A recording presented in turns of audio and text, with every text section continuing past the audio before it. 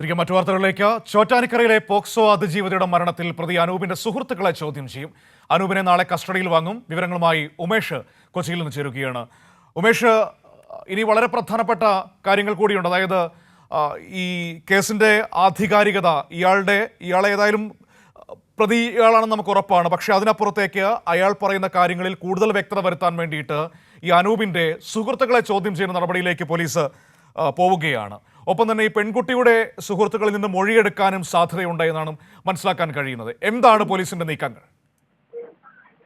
മനു, ഈ സുഹൃത്തിന്റെ അതിക്രൂരമായ ആക്രമണത്തിൽ ഗുരുതര പരിക്കേറ്റ് ചികിത്സയിലിരിക്കെ 19 മരിച്ച സംഭവത്തിൽ അറസ്റ്റിലായ പ്രതി അനൂപിനെ പോലീസ് മനഃപൂർവ്വമുള്ള നരഹത്യാ കുറ്റം ചുമത്തിയിരുന്നു അനൂപിനെതിരെ. ഈ സാഹചര്യത്തിൽ പ്രതിയെ കസ്റ്റഡിയിൽ വാങ്ങി വിശദമായി ചോദ്യം ചെയ്യാനാണ് പോലീസ് ഇപ്പോൾ തീരുമാനിച്ചിരിക്കുന്നത്. ഇതിനായി പോലീസ് നാളെ കോടതിയിൽ കസ്റ്റഡി അപേക്ഷ നൽകും.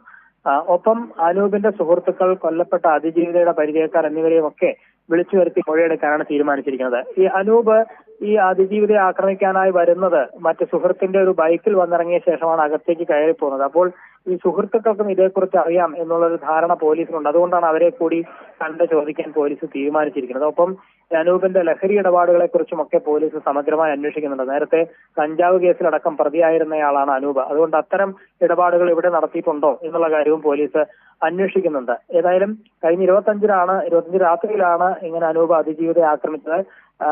ഏതാനും ദിവസം ഇങ്ങനെ ചികിത്സയിൽ കഴിഞ്ഞ ശേഷം കഴിഞ്ഞ വെള്ളിയാഴ്ചയാണ് അതിജീവിത മരണത്തിന് കീഴടങ്ങിയത്. ഈ മരണം സംഭവിച്ച ശേഷമാണ് അനൂപിനെതിരെ വധശ്രമം എന്നുള്ളത് നരഹത്യാ കുറ്റമായി മാറ്റിയത്. ഈ സാഹചര്യത്തിൽ വിശദമായ അന്വേഷണത്തിന് തന്നെയാണ് പോലീസ് തീരുമാനിച്ചിരിക്കുന്നത്. അനൂപിനെ വിശദമായി തന്നെ ചോദ്യം ചെയ്യേണ്ടതുണ്ട്. അതുകൊണ്ട് അടുത്ത ദിവസം തന്നെ കസ്റ്റഡിയിൽ വാങ്ങാനാണ് പോലീസ് തീരുമാനിച്ചിരിക്കുന്നത്.